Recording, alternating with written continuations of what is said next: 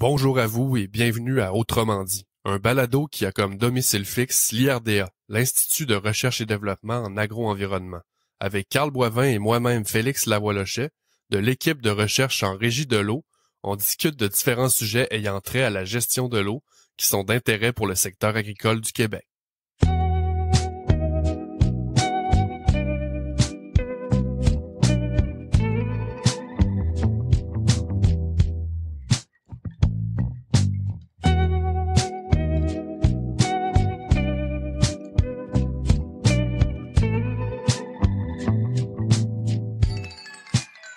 Bonjour tout le monde, bienvenue à Autrement dit. Pour ceux qui sont arrivés ici via un code QR ou un lien présenté dans une activité de transfert en lien avec ce projet, si on a bien fait ça, vous avez une bonne idée du contexte dans lequel s'inscrit ce podcast. Toutefois, on va quand même présenter le contexte pour ceux et celles qui sont arrivés ici par leurs propres moyens. Et pour ceux qui ont écouté le podcast numéro 34, vous allez constater que on change pas une formule ou plutôt une introduction gagnante. Ça va se ressembler un peu. L'histoire débute avec un engagement de l'APFFQ à réaliser des actions visant le transfert de connaissances, l'accompagnement, la sensibilisation et la formation auprès des producteurs de fraises et framboises du Québec pour les aider à optimiser la gestion de l'eau. Cet engagement a été pris dans le cadre de la mise en œuvre du plan d'agriculture durable du MAPAC. C'est à ce moment-là que l'équipe de recherche en gestion de l'eau en production végétale de l'IRDA entre en jeu et un projet a été proposé à ce moment au MAPAC. Ce projet a 4 objectifs principaux qui sont, premièrement, réaliser un diagnostic global de la gestion de l'eau sur 12 entreprises. Ça, c'est fait. Deuxièmement, proposer des correctifs pour améliorer la gestion de l'eau des entreprises suivies. Ça, c'est fait aussi. Troisièmement, accompagner les entreprises à l'intégration des correctifs durant une saison de production. Ça, c'est fait aussi. Donc, mission accomplie pour les 3 premiers objectifs avec les 12 entreprises qui ont participé au projet. Maintenant, il faut en faire profiter les autres. Et un 4e objectif était de mettre en place un modèle propice au transfert. Pour ce faire, il y a eu des vidéos, des vitrines, ou plutôt des webtrines dans ce cas-ci, des fiches synthèses, des conférences et bien sûr des podcasts. D'ailleurs, le projet a fait l'objet d'un premier podcast qui a été publié le 3 avril 2023, c'est l'épisode numéro 3, ainsi qu'un autre épisode sur les 2 premières webtrines, l'épisode 34. Ce podcast-ci propose de revisiter la 3e et la 4e webtrine qui ont fait partie d'une série de 4 sur le thème de l'optimisation de la gestion de l'eau. Ces webtrines ont eu lieu le 3 et le 17 décembre 2024. Pour ceux et celles qui veulent vivre l'expérience la plus complète possible, on vous invite à visionner la vidéo avant d'écouter ce podcast. Avant d'aller plus loin, j'ai 2 questions pour mon co-animateur. Premièrement, comment ça va? Puis deuxièmement, c'est quoi une webtrine? Bonjour Félix. Oui, ça va très bien et toi? Oui, ça va super bien, merci. Parfait, une chose de réglée. Maintenant, le mot webtrine, c'est d'abord un mot valise. Puis un mot valise, c'est un mot qui combine des morceaux de d'autres mots. Dans ce cas-ci, on a le début du mot webinaire puis la fin du mot vitrine. Donc ça fait webtrine. D'ailleurs, le mot webinaire est aussi un mot valise qui combine le mot web et séminaire. Maintenant, on va laisser le cours de français de côté. Quand on parle de webinaire, c'est pas une surprise là. Cette formule-là a été un format très populaire là, dans les dernières années. Puis les vitrines sont aussi là un excellent moyen de diffuser, mais l'été, le monde agricole est très occupé, puis c'est parfois plus difficile là, de faire déplacer les gens à un point précis. Donc, on a pris le meilleur des 2 mondes, soit l'accessibilité du web et des séquences vidéo qu'on a fait sur le terrain durant l'été pour les présenter aux participants et échanger avec eux par la suite. Donc, ces webtrines-là sont maintenant terminées, mais les vidéos qu'on a présentées là, durant ces webtrines-là sont disponibles en ligne, puis les liens sont présentés là, dans le descriptif de l'épisode. Merci Carl. Aujourd'hui, on reçoit 2 habitués du podcast. D'abord, notre collègue Jérémy Vallée et Daniel Bergeron. Bonjour à vous 2, comment vous allez? Bonjour, ça va très bien, très très bien. Bonjour à tous, oui, ça va très bien aussi. Génial. Jérémy, au bénéfice de nos auditeurs qui n'ont pas vu la vidéo sur les outils d'aide à la décision, ou les OAD comme on aime les appeler, peux-tu nous parler du contexte dans lequel cette vidéo-là a été réalisée, puis quelques éléments qui nous donneraient le goût d'aller la visionner? Oui, dans le fond, le contexte dans lequel ces vidéos-là ont été faites, puis particulièrement celui sur les OAD qu'on va discuter un peu plus en détail tantôt, c'est un peu, dans le fond, faut remonter au début du projet 2022, c'est là qu'on a commencé à faire, pour faire des propositions qui étaient valides pour les entreprises, il fallait regarder un petit peu la régie d'irrigation, la régie de l'eau sur l'entreprise, oui, de manière quantitative, mais tu sais, de manière qualitative aussi. Fait que, en 2022, on a installé nos propres instruments pour se faire une idée de la régie d'irrigation de chaque producteur. Fait que tu sais, quand on fait ce genre d'exercice-là, on installe nos choses. Oui, on discute avec les producteurs, mais ensuite de ça, on essaie de faire une analyse, on va dire, basée sur les faits, sur les mesures des sondes, sur les mesures de tout ce qu'on est équipé dans le champ pour avoir... Mais cette analyse-là est faite uniquement par ces outils-là. Puis en 2023, ce qu'on a essayé de faire avec les rencontres qu'on a faites avec avec les producteurs, c'est d'aller plus loin.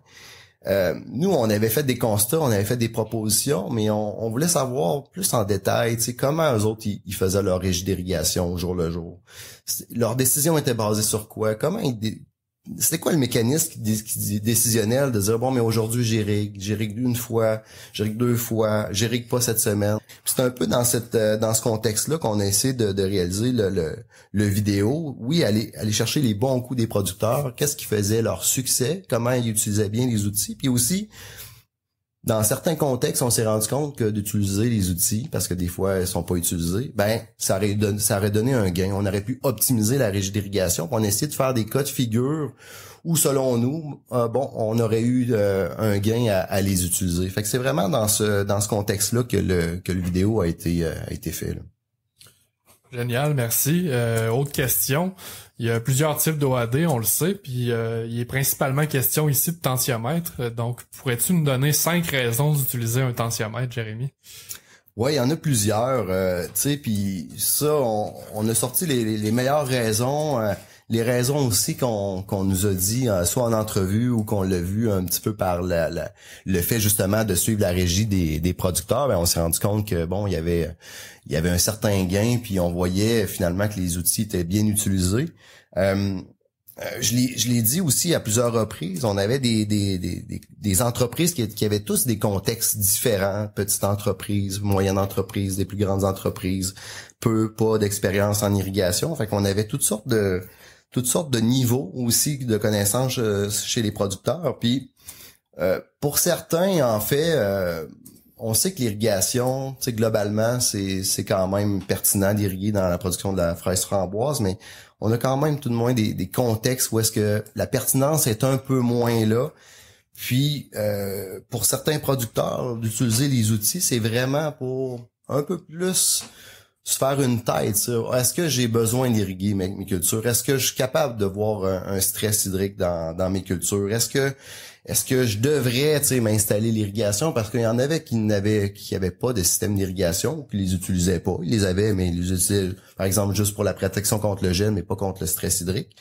Fait que je pense que ça c'était vraiment un point intéressant d'avoir des outils pour commencer une réflexion sur la gestion de l'eau et sur l'irrigation. Une chose qui est quand même qu'on a vu sur l'ensemble des entreprises qui utilisaient bien les outils, puis c'est un peu la force du tensiomètre, c'est que c'est un outil qui reflète bien, qui reflète le statut hydrique du sol, puis qui est lié aussi on va dire, ce que la plante ressent. Le tensiomètre va un peu le mesurer d'une certaine façon. Fait que de prévoir puis d'être capable de suivre cette évolution-là, je pense que c'est vraiment la force du tensiomètre. Puis on peut déclencher l'irrigation de plusieurs façons, mais d'avoir un outil puis d'avoir une consigne ou un chiffre pour dire je déclenche mon irrigation à moins 15 kilopascal, tu sais, c'est quand même intéressant pour un producteur d'avoir quelque chose d'avoir une valeur comme telle. Ensuite de ça, on a vu aussi, plusieurs nous l'ont mentionné, qu'on peut utiliser en fait les tensiomètres, puis c'est toujours ce qu'on a un peu préconisé, d'utiliser un tensiomètre à la limite inférieure du système racinaire pour déterminer ou valider la durée d'irrigation. Que ça soit en goutte à goutte ou que ça soit en aspersion, ça reste vrai dans les deux cas. Puis ça, on se les fait dire.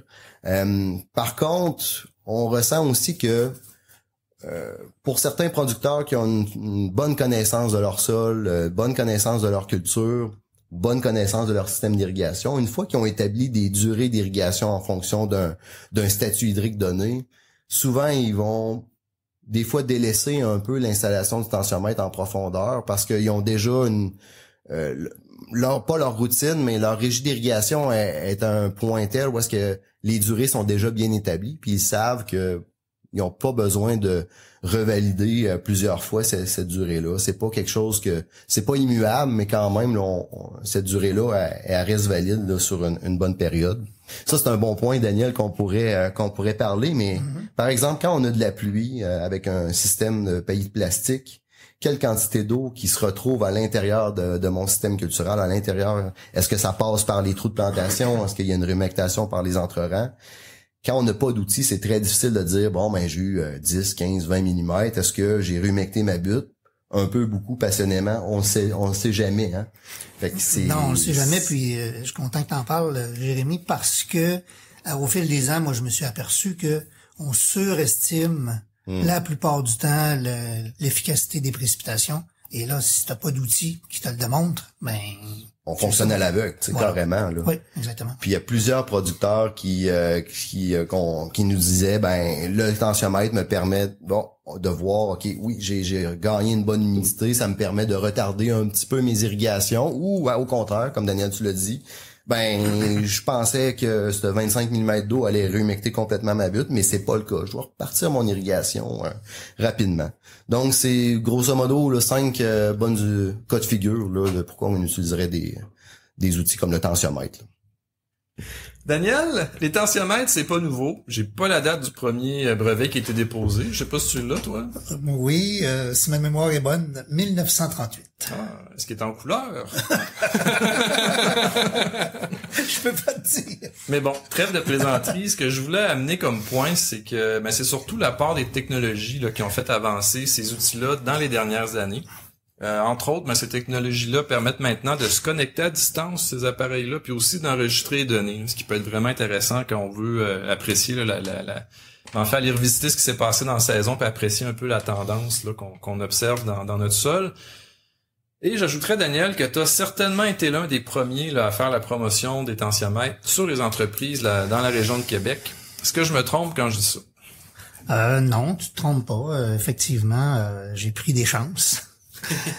J'ai pris des chances dans ma carrière parce que au début, quand on a commencé à vouloir travailler avec ça, ce que je me faisais dire par des gens qui en distribuaient, entre autres, c'est perds pas trop de temps avec ça marche pas, c'est toujours déchargé, c'est vraiment pas un outil qui peut être intéressant, mais on a persévéré, tu sais, on a fait des tests. À ce moment-là, je faisais des essais avec un producteur de poivrons à l'île d'Orléans, Monsieur Jocelyn Roberge. Puis, on a installé quelques tensiomètres. On a essayé de comprendre. Puis, effectivement, ce que j'entendais comme commentaire, c'était difficile, ça se décharge. Ben, effectivement, oui, c'est ce qu'on a observé. Puis, j'ai fait comme bien d'autres. On a fait comme bien d'autres. Ça s'est ramassé sur l'établi dans le garage. Hein? Après 2 ans, on s'est dit non, là, il y a sûrement mieux que ça, là. Ça se peut pas. Hein? Justement, 1938, là, ça faisait presque 70 ans que ça avait été développé, là. Il y a sûrement autre chose. Donc, on a essayé plein de gadgets, principalement des outils qu'on pouvait déplacer. Puis avec des mesures instantanées, mon Dieu, on s'est dit, tiens, on tient quelque chose de bon. Puis finalement, on a bouclé la boucle.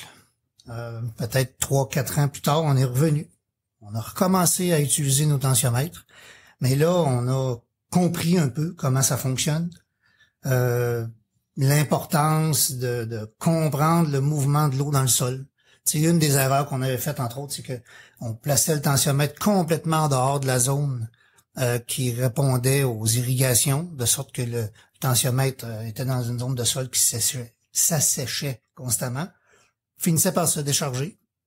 Ou il y a encore, s'il était dans la zone vraiment accessible pour l'irrigation, ben, on s'apercevait qu'après 2-3 jours, on comprenait pas, il était journée 1, par exemple, on avait une tension de 0. Le lendemain, on pouvait avoir 10-15. Le lendemain, 30-40. Puis finalement, il était déchargé. Là, on se disait, voyons, ça n'a pas de bon sens. Il était retombé à 0. On comprenait pas. Fait que ça n'a pas été facile d'utiliser des tensiomètres. Puis je pense que ça a été pareil pour beaucoup d'entreprises. J'ai le goût de vous raconter une petite anecdote. Jérémy, t'étais sur place, je m'en souviens. On avait une journée terrain dans la région de Joliette. Et le producteur, c'est un producteur qui faisait différentes cultures horticoles, qui me dit, est-ce que tu pourrais me dire, toi, comment on installe ça, des tensiomètres? Ben, j'ai dit, oui, mais là, j'en ai pas avec moi. Est-ce que vous en avez, vous? Oh, mon... Il dit, un instant, je reviens. Tu te rappelles? Oui, la chaudière. Il y avait une chaudière de 5 gallons qui était pleine. La chaudière était pleine de tensiomètres. Fait que parfois, ça se retrouvait sur les établis, comme je disais, dans le garage, mais parfois, ça se retrouvait dans des chaudières de 5 gallons. Voir l'état des tensiomètres, là, on sentait qu'ils avaient pas préparé avant. Là. C'était là depuis un certain temps. Là. Voilà. Puis le commentaire qu'il nous faisait, c'est, gars, j'ai essayé ça, ça fonctionne pas. Pouvez-vous m'aider, comme on dit? Fait que voilà, les tensiomètres, c'est pas un outil qui est parfait, mais si on apprend à le connaître, à le comprendre, ben je pense que ça peut être un outil qui est drôlement utile, tu sais, surtout en plasticulture. Si on n'utilise pas d'outils, comment on fait pour savoir qu'est-ce qui se passe en dessous? Oui, on peut rentrer la main, on fouille un peu, mais tu sais, je m'en souviens dans ce temps-là. Tu sais, moi, je prenais le sol, puis je disais, je pense que c'est assez humide. Puis là, le producteur, il faisait la même chose. Il disait, ben non. Moi, je trouve que c'est sec. Fait que, imaginez, on partait de loin, là, en régie d'irrigation, là. Alors que par aspersion, des fois, c'est plus simple. Tu sais, on prend le sol, on le touche. Puis il y avait la technique aussi du talon de bottine que j'expliquais à Carl il y a pas si longtemps. Il savait pas qu'est-ce que c'était. Mais quand ça, c'est pas en 1938, là, Daniel. Non, on parle des années 90 à peu près. Là. Quand on était au champ avec le producteur, on se demandait si on devait irriguer ou non, mais là, c'est là qu'arrivait le coup de bottine avec le talon. T'as pas connu ça, Jérémy, toi? Non, j'ai pas connu cette époque. Ce qu'il nous disait. Là, c'est le sol qui recevait le coup de bottine ou c'est toi? Là? C'est le conseiller. Non, c'était le sol. Fait que c'est une manière de faire, tu sais, mais quand on va avec l'irrigation goutte à goutte avec des paillis, je pense qu'on peut oublier ça comme méthode. Là. Donc, en gros, c'est ça. La question, Carl, si oui, j'ai été un des premiers à faire la promotion, oui. Je ne le regrette pas aujourd'hui, parce que je considère que malgré les défauts de cet outil-là, ça peut être drôlement utile pour les entreprises. Voilà. Dans l'équipe, on fait pas seulement la promotion des OAD, on les utilise aussi. Dans ce projet, on a instrumenté un système culturel de fraises ou de framboises sur chacune des 12 entreprises. Les OAD installés nous ont permis de suivre l'évolution du statut hydrique du sol en continu, puis de savoir quand et surtout à quel statut hydrique du sol une irrigation était déclenchée et la durée de celle-ci. Ce suivi a permis d'observer certaines problématiques. Jérémy, pourrais-tu nous les énumérer? Oui, dans le fond, un peu les problématiques qu'on peut avoir, c'est en fonction aussi des utilités. Tantôt, j'ai mentionné pourquoi on utilisait le tensiomètre, à quoi ça servait. Mais en fait, les problématiques viennent soit de pas utiliser des outils, tout simplement, ou soit de mal les utiliser. Tu sais, c'est carrément ça. Ce qu'on a vu dans nos suivis chez les entreprises, dans le fond, on a vu encore aujourd'hui, Daniel, des irrigations trop longues. Ça, dans le goutte à goutte, ça c'est encore présent. Je pense que puis on a vu toutes sortes, on va dire toutes sortes de niveaux ou d'intensité ou de durée. Des fois, on sait que c'est une durée légèrement trop longue. Puis tu sais, là, on est dans l'optimisation. Donc là, on va dire on peut réduire encore un petit peu. On a encore vu des durées d'irrigation de l'ordre de l'heure ou de plusieurs heures encore. Ça nous a surpris qu'on voit encore ça aujourd'hui. Ça existe. Fait que des durées d'irrigation trop longues, ça c'est sûr que c'est. Par contre, on a vu aussi des régies d'irrigation bien maîtrisées avec des durées, comme tu l'as mentionné, Daniel, assez courtes, 30, 35, 40, 45 minutes. T'sais, on a vu ce genre de régie d'irrigation-là chez les producteurs. Il y en a beaucoup qui sont rendus là dans leur réflexion. Ça, c'est dans le goutte à goutte. Dans l'aspersion, on a vu aussi des irrigations qui était plutôt trop courte en fait, où est-ce qu'on faisait juste humecter là en surface là le sol, où est-ce qu'on pourrait améliorer la chose puis d'avoir des irrigations un peu plus longues. Fait que ces outils-là nous permettent de se commettre sur la durée des irrigations. Fait que irrigation trop longue, irrigation trop courte, ça on l'a vu. Une chose qui est peut-être moins évidente des fois, là, c'est de déclencher à différents statuts hydriques. Normalement, dans une régie raisonnée d'irrigation, quand on utilise des outils, on devrait déclencher toujours au meilleur statut hydrique du sol, tu sais, un statut hydrique donné, avec une consigne qui est réfléchie, tu sais. on a vu que chez certains producteurs, même si on utilisait des outils, mais on voyait que des fois on partait plus humide, des fois on partait plus sec. Puis aussi, tu sais, dans la fraise framboise, tu sais, on a aussi de la fertigation, tu sais, puis des fois il y avait une mauvaise prévision des moments où est-ce que les producteurs allaient fertiguer, fait que des fois le sol était déjà très humide, puis on faisait des fertigations, fait que tu sais, le déclenchement des irrigations à différents statuts hydriques, je pense que ça on a vu cette problématique-là à quelques reprises. Puis venant de ça, tu sais, c'est déclenché trop tôt ou trop tard, tu sais, mais c'est ça. Comme Daniel, tu l'as dit, l'utilisation du tensiomètre, ça reste encore d'actualité aujourd'hui, mais ça reste encore un défi qu'on voit que certaines entreprises maîtrisent aujourd'hui, mais certaines entreprises sont encore en apprentissage dans l'utilisation de ces outils-là. Là. Merci Jérémy. On a constaté aussi que l'utilisation d'OAD, ça a été identifié par les producteurs interviewés comme un facteur incontournable pour être efficace. Par contre, ça veut pas dire que leur utilisation comporte pas certains défis. Daniel, pourrais-tu nous partager certaines observations que tu as faites au courant des dernières années? Ah, bien sûr. On en parlait tantôt, un tensiomètre, là, c'est pas parfait. Faut comprendre ses limites et bien comprendre aussi son fonctionnement, là. Mais des choses que j'ai observées, puis j'observe encore, je vous dirais, encore cette année, je l'ai vu là dans un cas. C'est bien important de comprendre que le tensiomètre, il faut qu'il soit installé dans la zone racinaire qui est à la portée du système d'irrigation, tu sais, dans le goutte-à-goutte, entre autres, là. Ça a l'air simple comme recommandation, mais si on est en dehors de cette zone-là, on comprendra pas, on va essayer d'analyser les données, on est complètement à côté, là. Donc ça, c'est important d'être dans la zone racinaire, puis là où il y a des plants, parce que parfois, on l'a installé près de plants en santé en début de saison, mais au fur et à mesure que la saison avançait, on se ramasse parfois qu'il y a plus de plants qui sont là. Donc on analyse des données mais qui sont plus représentatives du champ là. Puis j'ai en mémoire même un conseiller qui pour bien faire avait installé des tensiomètres dans un rang de pommes de terre, mais il dit j'ai enlevé les plants à côté comme ça, on va mieux voir, ça va être plus facile de voir les tensiomètres. Donc on se ramassait avec une section de rang qui avait plus de plants du tout. Mais tu sais, ça qu'est-ce qu'on mesure? C'est ça. Mais tu sais, lui, c'était pas mal faire, comme on dit. Fait que c'est des choses comme ça qui sont assez simples. Présence de mauvaises herbes aussi, c'est arrivé dans certains cas où on retourne au champ après un certain temps, puis on s'aperçoit qu'il y a un beau plant là, de chou gras qui est rendu à 3 pieds de haut. Ça consomme un plant de chou gras. Hein? On a une bonne idée, là. Donc, c'est des choses à considérer. Ça prend des plans en santé. Puis la profondeur aussi la profondeur d'installation. Il y a quelqu'un à un moment donné qui m'avait parlé qu'il avait acheté un tensiomètre. Bon, un 36 pouces. Moi, j'en ai jamais installé. 36 pouces parce que il faisait référence à des tableaux. Hein, il y a toujours des tableaux qui circulent sur les profondeurs d'enracinement de différentes plantes.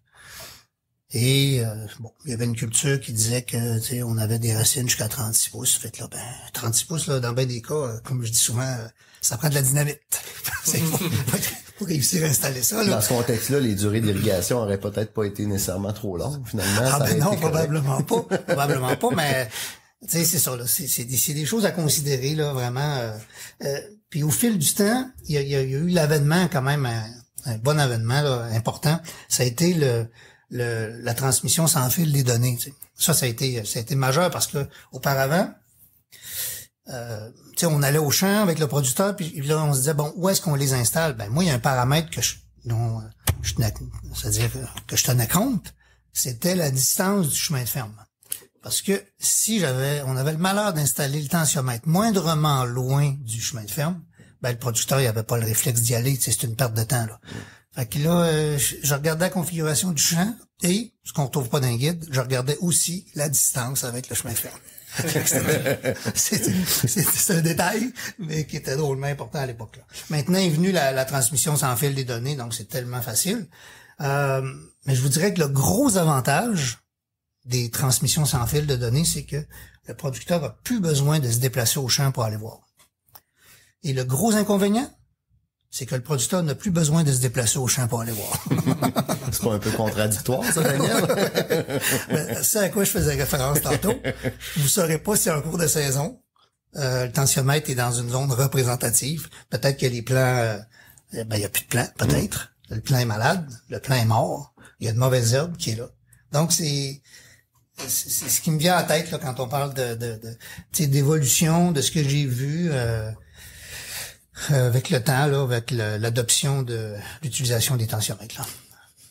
Daniel, on parlait de nouvelles technologies d'intensiomètres qui permettent l'acquisition de données. T'aurais-tu un conseil à donner aux conseillers qui se feraient en fait approcher par un producteur qui voudrait que je sais pas, ce producteur-là vous demandera aux conseillers, mais tu pourrais-tu m'aider à interpréter mes données, savoir un peu qu'est-ce que je peux en sortir de ces données-là?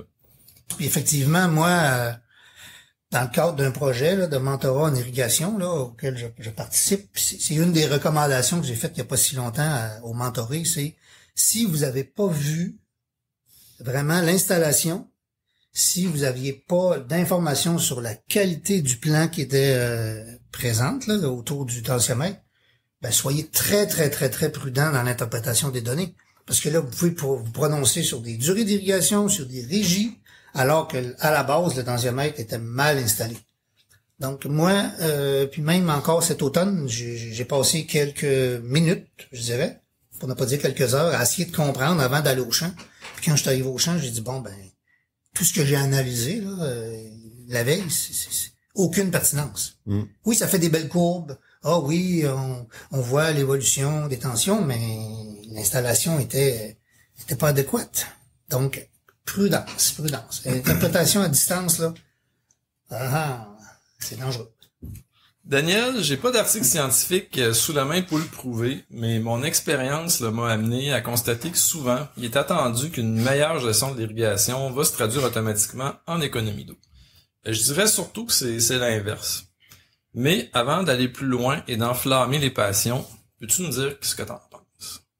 Qu'est-ce que j'en pense? Je te dirais que à la base, quand on a commencé à utiliser l'irrigation goutte à goutte, tu faisais référence à des articles, ben on nous parlait de l'économie d'eau de 30 à 50%. Et c'est ce que j'ai laissé miroiter, entre autres, certains producteurs au début quand on a commencé à travailler avec ça. Mais souvent, l'irrigation goutte à goutte va amener aussi la possibilité d'utiliser, par exemple, du paillis plastique. La possibilité de fertiguer. Donc, fertiguer, c'est la possibilité de mettre des fertilisants directement dans la zone racinaire au moment approprié par le biais de notre système d'irrigation. Donc là, on est venu tellement améliorer nos conditions de culture que ça allait amener des augmentations de rendement quand même très appréciables. Dans le poivron, entre autres, c'est pas compliqué, on est allé du simple au double en termes d'unités produites par unité de surface. Et là, on pensait qu'avec tout ça, on réussirait à quand même avoir une économie d'utilisation d'eau. Mais vous comprendrez que si on double le rendement, ben ça prend de l'eau pour produire ces rendements-là. Si bien que maintenant, je vous dirais qu'avec une très très bonne régie, des plants en santé, des rendements très élevés, ben moi j'ai pas le goût de parler d'économie d'eau, mais c'est plus d'économie d'eau par unité produite. Tu sais, la notion d'efficacité d'utilisation de l'eau, c'est là que ça rentre en jeu et c'est là qu'on a vraiment une économie. Là. Ça pour moi c'est clair dans la majorité des cas. Donc le nombre de litres utilisés par exemple par unité produite va être diminué et ainsi on va avoir une meilleure efficacité de l'eau utilisée. Est-ce que ça répond à ta question, mon cher? Oui. On serait rendu maintenant au sujet de la deuxième webtrine, de la dernière webtrine plutôt, les cultures sous abri, et plus particulièrement ici les framboisiers en pot. Donc Jérémy, la vidéo nous présente deux types de régies de production, soit conventionnelle et biologique. Peux-tu nous indiquer un peu ce que ça change côté irrigation? Oui, dans le fond, dans le projet, on avait 12 entreprises, puis parmi ces 12 entreprises-là, on avait 2 entreprises où on faisait un suivi avec des cultures sous abri. Fait que les 2 entreprises, dans le fond, faisaient de la framboise sous abri. L'une d'entre elles était en régie conventionnelle, puis l'autre était en régie biologique. En première vue, on pourrait s'attendre que ça soit les mêmes systèmes d'irrigation, que ça soit le même contexte de production, puis qu'il y ait juste une différence en termes de phytoprotection, par exemple. Mais en réalité, il y a quelques petits changements que la régie biologique dans la production de framboises sous abri apporte, puis on s'est rendu compte de ça. Pour le système d'irrigation, en termes de nutrition minérale, dans la régie biologique, ils vont utiliser des engrais qui vont appliquer sur le dessus du pot. Fait qu'ils doivent solubiliser ces engrais-là. Donc, ils ont fait le choix de micro-asperceurs au lieu de piquets goutteurs qui sont plutôt utilisés dans le contexte de production conventionnelle. Fait que déjà, en termes d'aspect technique du système d'irrigation, on fait des petites micro-aspersions. Puis même en discutant avec le producteur, il nous dit même que cette solubilisation-là des engrais est même difficile. Il doit passer avec un boyau pour vraiment là détremper là correctement les engrais qui sont appliqués en surface. Donc il y a une gestion qui est différente là. En termes de volume de pot aussi, là, il y a des contraintes là au niveau de la gestion biologique, de la régie biologique. On doit avoir des pots qui sont de un peu plus grand volume. Fait que ça, c'est aussi une différence. Puis bien sûr, le fait aussi qu'ils ont des contraintes en termes de fertilisation. Il peut avoir des problématiques qu'on a vues dans un contexte biologique, puis je pense qu'on le décrit bien dans le vidéo, où là on a de la difficulté à bien nettoyer les systèmes en fin de saison. Fait qu'on a des précipitations dans le fond de minéraux ou d'éléments qui viennent colmater les émetteurs. Fait que ça, c'est une problématique qui semble exister dans la régie biologique. Justement parce que les produits nettoyants en fin de saison sont pas les mêmes que dans le conventionnel. Puis on n'arrive pas à bien nettoyer les émetteurs comme tels. Fait que ça, il y a certaines problématiques qui sont typiquement régie biologique. Puis bien sûr, on est dans des systèmes, on avait 10 entreprises où on était en plein champ. Puis là, de regarder la régie d'irrigation dans un contexte d'abri avec des cultures avec en pot, avec du substrat, on était dans une dynamique, une régie d'irrigation complètement différente où là on essaie de maîtriser aussi les moments où on va lessiver, à quelle quantité, tout ça. Fait qu'on était vraiment dans un monde rapport là, je dirais. Parlons-en du lessivage justement, peux-tu nous en dire un peu plus sur le sujet?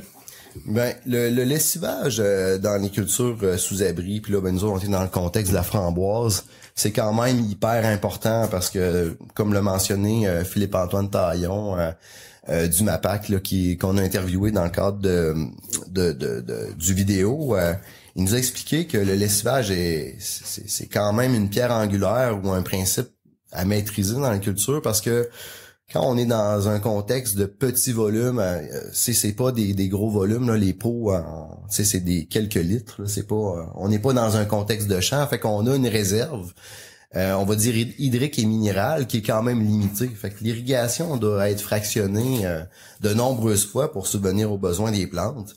Puis les besoins en eau de ces cultures-là sont hautement productives. On a le gain de chaleur par les structures, fait qu'ils vont consommer des bonnes quantités d'eau. Puis le lessivage, c'est pour maîtriser dans le fond l'environnement hydrique du plant parce que ces plantes-là vont consommer des engrais, mais des fois si la consommation d'eau est importante puis le besoin est important, mais il peut avoir une accumulation de ces sels-là dans le substrat. Fait que le lessivage vient en quelque sorte là on va dire maîtriser ou donner le meilleur environnement possible pour pas qu'il y ait de contraintes pour les plants ou pas de problématiques là à ce niveau-là. Fait que le lessivage est extrêmement important puis Philippe-Antoine l'a mentionné à plusieurs reprises. C'est de l'ajustement puis ça se fait au jour le jour puis c'est ça, le lessivage faut pas le négliger, bref là. Par ailleurs, je crois comprendre qu'un OAD comme le pyranomètre, en tout cas dans ce contexte-ci, facilite la gestion de l'irrigation. Pourrais-tu nous en parler un peu, Jérémy? Oui, la gestion de l'irrigation dans ces structures-là ou dans ce contexte de production-là, ça passe beaucoup par l'automatisation. Tu sais, en réalité, comme je l'ai dit, les irrigations, là, c'est de nombreuses irrigations là, au courant de la journée. Fait que faut penser à un contexte de comment on automatise ces irrigations-là. Puis bon, il y a différents outils qui sont présents là présentement qui peuvent là, faciliter cette automatisation-là. Principalement, on peut avoir des minuteries, on peut automatiser avec des programmes qu'on a déjà prédéterminés. On peut aussi avoir le tensiomètre qu'on a discuté tout à l'heure, qui est un bon outil pour refléter le statut hydrique là que dans le substrat qui existe. Fait que ça, on peut automatiser avec ça. Mais il y a aussi le pyranomètre qui est un outil qui nous permet aussi d'automatiser.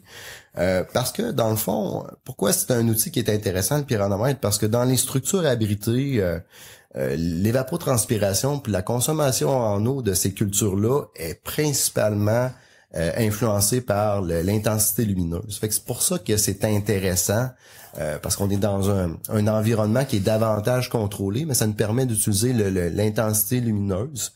Puis, grâce à cet outil-là, ben ça nous permet d'avoir un outil qui est fiable.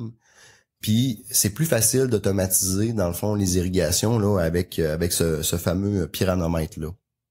Je dirais que le défi aussi là-dedans, c'est que en termes de gestion d'irrigation, on a aussi une variabilité en termes de journées. Tu sais, on peut avoir des journées nuageuses puis des journées très ensoleillées. Quand on est dans un programme d'automatisation sous forme de minuterie, ben c'est difficile de venir s'ajuster puis d'ajuster notre lessivage en fonction des conditions environnementales.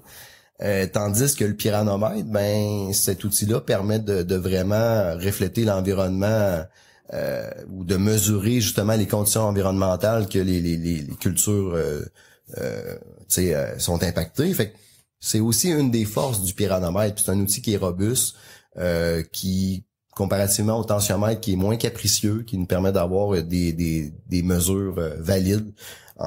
Fait que c'est ça. Fait que c'est un peu c'est parmi certaines raisons pourquoi on utilise aujourd'hui cet outil-là pour les automatisations. Daniel, les cultures sous abri dans la région de Québec, je pense que je me trompe pas trop en disant que ça fait une vingtaine d'années qu'on a commencé à croiser ça. Peut-être que ça passe aussi une vingtaine d'années que je suis agronome. Mais, trêve de plaisanterie, au début, on les voyait surtout avec les fraisiers. Maintenant, il semble y avoir une spécialisation là, avec la framboise en pot. As-tu une idée ou deux là, qui pourrait expliquer ça? Ouais, en fait, c'est principalement en raison du développement d'une nouvelle offre, je dirais, de produits. Il faut bien comprendre qu'auparavant, la framboise d'été, écoute, on avait ça, ça dépend des régions, mais disons, mettons, à partir de la 3e semaine de juillet jusqu'à mi-août, fin août, là. On avait bien sûr certains cultivars d'automne, mais dont la qualité était pas toujours au rendez-vous, et on se retrouvait à des périodes de l'année où est-ce qu'on avait des pluies quand même assez intenses.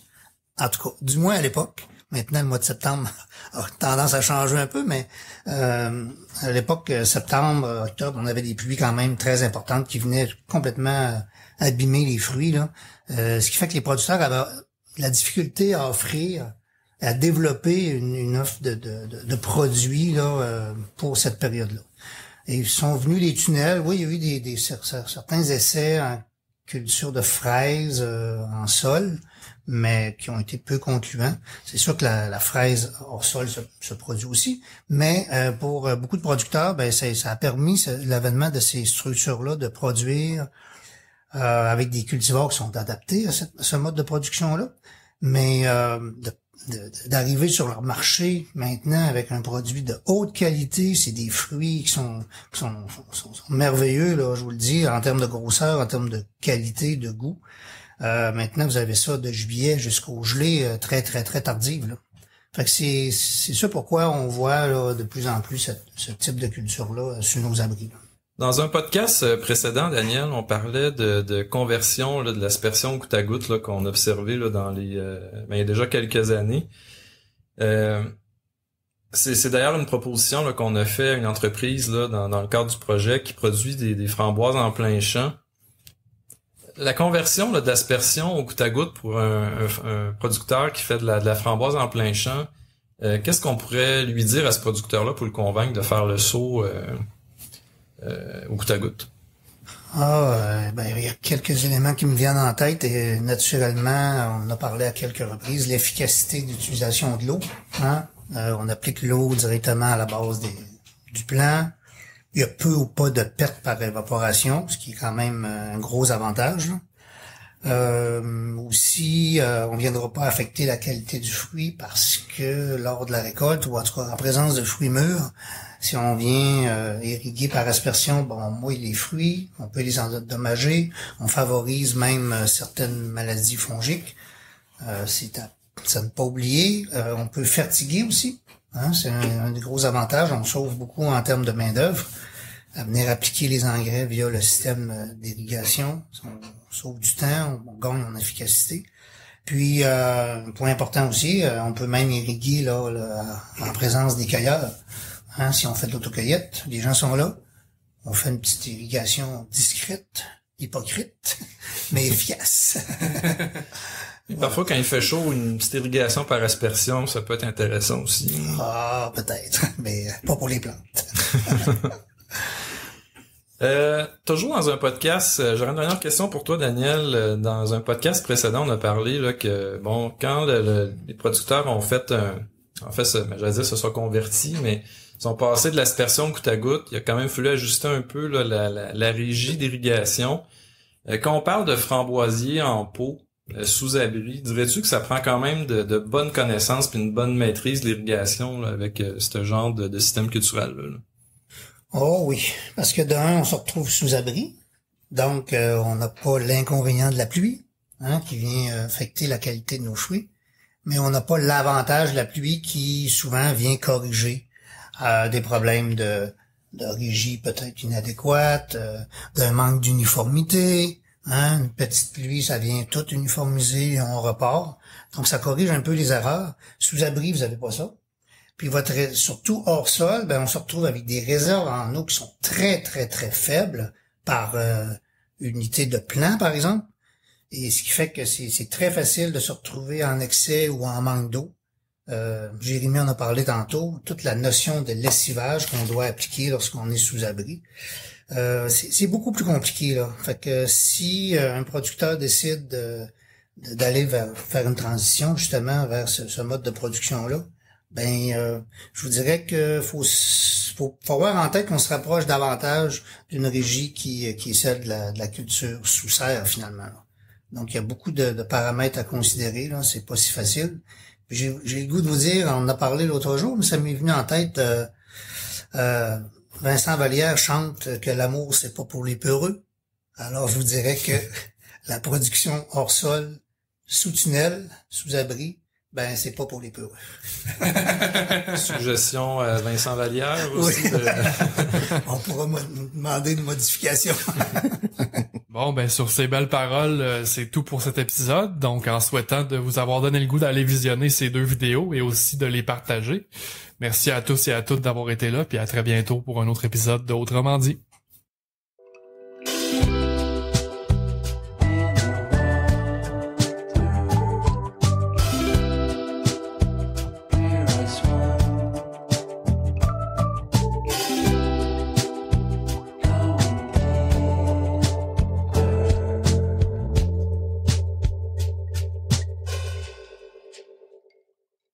Ce projet a été financé par le ministère de l'Agriculture, des Pêcheries et de l'Alimentation dans le cadre du programme Prime Vert.